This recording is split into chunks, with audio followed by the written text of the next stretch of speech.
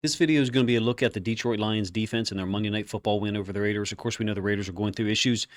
To this point, they've already fired their head coach and their GM. Anyone who watched that game Monday night could tell that the Raiders had serious shortcomings offensively in terms of the scheme and the design and the execution because they have talent over there. Nonetheless, I thought the Lions defensive staff, Aaron Glenn, put their players in position to succeed, number one. Number two, made a concerted effort to generate some pass rush. Jimmy Garoppolo obviously is no Lamar Jackson or Geno Smith or Patrick Mahomes in terms of mobility, and with a bad back, limited even more so potentially. But the Lions got after them against the run, the pass.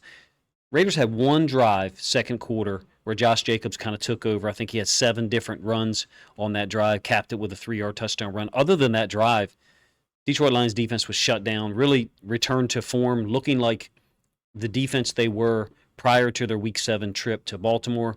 Get a bye this week, and then coming out of that bye, they have multiple winnable games stacked on top of each other. Not addressing the defensive end position or outside line position at the trade deadline was a little surprising to me. Maybe they think they're going to get James Houston IV back soon, and he'll be able to contribute some pass rush. But look, they had 6 sacks against the Raiders. Are they going to be able to replicate that every single week? I'm not so sure, to be honest with you. But the one thing about their 6 sacks on Monday night was Aiden Hutchinson didn't have a single one of them. Anzalone had 2. I think Aleem McNeil had 2. Tracy Walker had 1. Let's get to the film. It's going to be selected plays, to be honest. We're going to skip around. This is first possession, 3rd and 10. I really like the look that they're providing here on this 3rd and 10. I'm not a big fan of this 5-1 look in run situations, but Anzalone is the only inside linebacker on the field with 5 DBs, so 5-1 nickel, basically telling the Raiders, we're bringing 5 here, and we're going to force you to get rid of the ball quick and or try to get Garoppolo out of the pocket, and he did. There's a stunt from the top side of the screen. I think Julian Okwara ends up falling down. Someone does, and Garoppolo scrambles for 9 yards. It's a great job by Anzalone to get over there. He's a very active player to the boundary. The ball's in the middle of the field here. Why do they have the 5-1 look on the field? I think it's so that they can spin Kirby Joseph down to the side of the running back and alleviate Anzalone from that responsibility. I think he's played pass coverage quite well this year. You can see him playing inside out on Hunter Renfrow right here. So a zone relationship, 3 deep, 3 under, if you ask me. He leaves Renfrow to go ahead and finish off Jimmy G. First possession gets a stop. 4th and 1. I kind of thought the Raiders might go for it there, but they chose not. Second possession now, and this is going to be after Las Vegas has got the ball. I think it's the first play. They're trying to isolate Jacobs on Davante Adams. In my opinion, Sutton was traveling with Davante Adams a lot. Whichever side Adams went to, that's where he went. So the Raiders have smartly put Adams in the slot. I think they recognized that quick. Moved him over. Now gave Jerry Jacobs the responsibility of dealing with Adams. Adams is the king of some of these double moves. Ball is severely underthrown by Jimmy G. Kirby Joseph picks it off. Easy pick. Right in the same spot of the stadium end zone where he missed an opportunity for an interception against Geno Smith that I thought could have been a pick 6. Interception right on the goal line.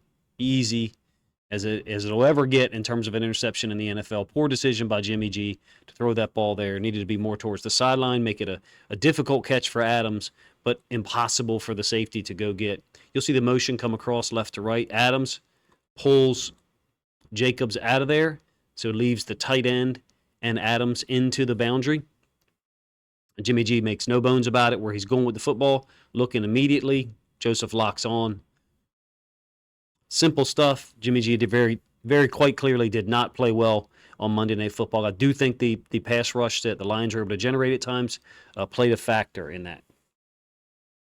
This is going to be 3rd possession. No huddle. This is going to be a 3rd and 1. They've just gained, I think, 9 yards, they being the Raiders. And they get up to the line quickly out of, I think, 11 personnel and try to run the ball on this 3rd and 1 with Jacobs. And it's just not successful at all. You got Jacoby Myers, Renfrow, and Adams is your 3 receivers. And they're trying to run it to Renfrow's side, to the weak side. And look at, first of all, you got Aleem McNeil busting through here. But then the angle that Anzalone takes on the backside here, there's just nothing there for Josh Jacobs because the edge is set. The D tackles are trying to get some penetration in the backfield. McNeil is down on Jacobs' ankles, and Anzalone finishes him off for a loss of 1. That was a 3rd and 2, and by this time the Raiders had decided to go for it. 4th and 2. I think you're going to see contact between Renfro and Jacobs in the middle of the play. Jacobs is actually guarding Myers down here at the bottom of the screen. This is the 3rd example in the game of a Lions player switching off in the middle of the play because they recognize like scramble drill or quarterback is extending the play, so they switched off. In this case, Jacobs tried to switch off onto Renfro. He did make contact, clearly, with Renfro. Do I think it should have been called an interference? I'm not so sure. The quarterback's out of the pocket. I thought the rules, the one ref who was on the broadcast did a nice job of explaining that he's outside the pocket. The ball hasn't been thrown yet, so they would consider that a no call. Perhaps Raiders fans would feel differently about it because it's contact, downfield. And in this day and age, any contact with a receiver is generally looked at as interference. 3rd quarter now, 2nd and 9 from the -37. And this is going to be an incomplete pass deep to Adams. But this is a great job by Sutton. Now, having said that, later on in the game, and I think I'll show you the route, Adams gives him the same move, and it turns into a double move. Sutton goes for it, and Adams is wide open on the ball that Jimmy G, I think, overthrows out of bounds. But Sutton is going to break at this angle, and I don't think this is anything close to interference. He's got a direct angle for the football, and he's in front of Adams. That's the thing that, for me, makes this a great play and not something that should be flagged. If he's on the backside of Adams, if Adams' cut beats him to the spot, then I'm fine if they call something. In this case, he's got just as much of a right to the ball as Adams does, at least for me. I don't know what the NFL refs and rules book looks at. That creates this 3rd and 9. And again, you've got a heavy rush, 6-man blitz. Julian Okwara gets the finish. You do have 2 inside linebackers on the field here. So this is not that 5-1 nickel that I was talking about as Anzalone. And I think that's 55. Yes, it is. Okwara finishes him off. Okwara went on an inside stunt 3 times, and you'll get the end zone angle of this one. This is Anzalone clearing out the right tackle, and then Okwara is folding in. This is by design. They're just trying to occupy the left tackle and the left guard, clear that space for Okwara. Yeah, it's Barnes in here. Anzalone's going to run into the left tackle and try to wall him out so Okwara can stem inside late after the initial rush upfield.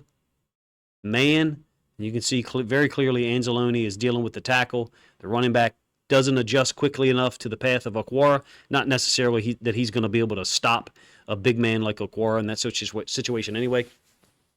Ends up being a sack, loss of 7 early in the 3rd quarter to get a stop. Later in the 3rd quarter, this is a 3rd and 4. Adams, this is a drop. This is down at the bottom side of the screen. He's had multiple drops in the past couple of weeks. He had one against the Bears in the end zone where he beat Tyreek Stevenson clean. And in this case, I mean, he's the king of these moves, man. He's so agile and doesn't give away his intentions at all. And unfortunately for the Raiders, it's a drop on a ball that's slightly behind him, but it should be caught. Almost turns into an interception when Adams pops the ball up in the air. 4-man rush. I think this is Barnes looping around. Harris and McNeil. Interestingly, Aiden Hutchinson is dropping out here. They did this, I think I have it 3 or 4 times in the game where basically a little bit more multiple, meaning it's still a 4-man rush, but the way they're getting it accomplished is Hutchinson is dropping out of there, and then the inside linebacker is blitzing. So you're still getting that 4-man rush, but being a little bit less predictable about who's headed to the quarterback, who is responsible for getting to the quarterback. And that's one of the things that we looked at after the game against the Ravens and kind of called for, is that they needed to be a little bit more multiple but still safe at the same time. And that's a safe way of being multiple and providing some obfuscation for the the offensive line.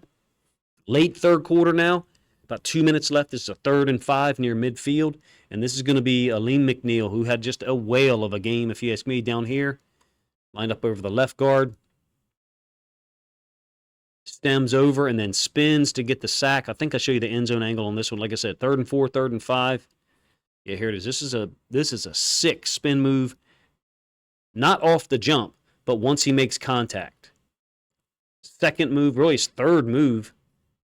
Kind of unbelievable the level of athleticism that he has. He's playing at a really high level, Pro Bowl, All Pro, all that stuff. I have no idea about. I just know that if you took a vote of offensive linemen about who they don't want to have to deal with on this Detroit front, Aiden Hutchinson's name is going to be up there, and I think Aleem McNeil's name is going to be right there with it. Not tackles necessarily, but guards and centers struggle with his explosiveness and his size and strength. 10 minutes left now in the fourth quarter. This is going to be incomplete pass to Adams, who beats Sutton, if you ask me, up the left sideline. Pressure by Hutchinson, I think, influences the throw. It's clearly straight man. Ball is, poorly thrown out of bounds. But once again, you've got Hutchinson on an inside stunt, Branch blitzing outside. Hutchinson clean through there, so they clearly picked up on the protection scheme that the Raiders were using and were able to, in this situation, exploit it for a quarterback hit. Big missed opportunity for the Raiders, but Aaron Glenn gambling. I like it, being strategic about it, even back there inside the 5. 1st and 10, same drive, by the way. Anzalone's going to get the sack this time. Very similar to the same stunt that I just showed you, except inverted or reversed. On the one that I just showed you, Branch was in this location down by the goal line, and he went outside, and then Hutchinson stemmed inside. Well, this is the opposite now, and of course it's being done with Anzalone as well. Additionally, you're getting a defensive tackle dropping out of there. Defensive end, actually, my apologies. It's Kaminsky. He's going to step and then drop out. Actually drops to the hash a little bit. So he's really like a hook defender. Doesn't get much depth, though. Hutchinson, outside rush. Anzalone, inside rush. It's a 4-man rush, a safe way of being multiple and giving the offensive linemen some questions that they have to answer in a particular pass pro situation. I thought Aaron Glenn did a nice job of mixing up the blitzes. Very Mike McDonald-esque from the Ravens. I'm not saying that Aaron Glenn borrowed them from the Ravens, but utilizing all 6 guys up front to generate pass rush, but only 4 at a time. Hutchinson, outside rush. Anzalone, inside. Kaminsky dropping out. And I think this guy's rushing to contain over here on our left side, the right side of the Lions defense. Clean win for Hutchinson up the field. In terms of the speed rush, he's just trying to get upfield and draw the tackle. Again, I think they understood the cover or the pass pro that the Raiders were going to be in and took advantage of it. Very next play, after a 7-yard sack, this one is an 11-yard loss. Aleem McNeil again creates this 3rd and 28 here in a moment. About 7.5 minutes left in the game. This is just effort and tenacity and willingness and ability to use his hands to get through gaps and clear people, human beings, out of the way. There's McNeil here.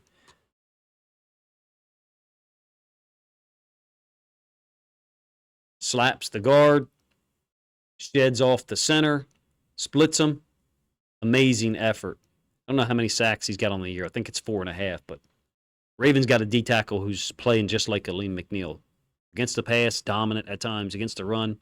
This is a screen on that 3rd and 28 that I mentioned a moment ago to Hunter Renfrow. I was a little worried here. I was like, how many yards did he get? It felt like he got a ton.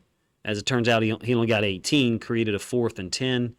Basically finishes the game here in a moment with another sack by Anzalone.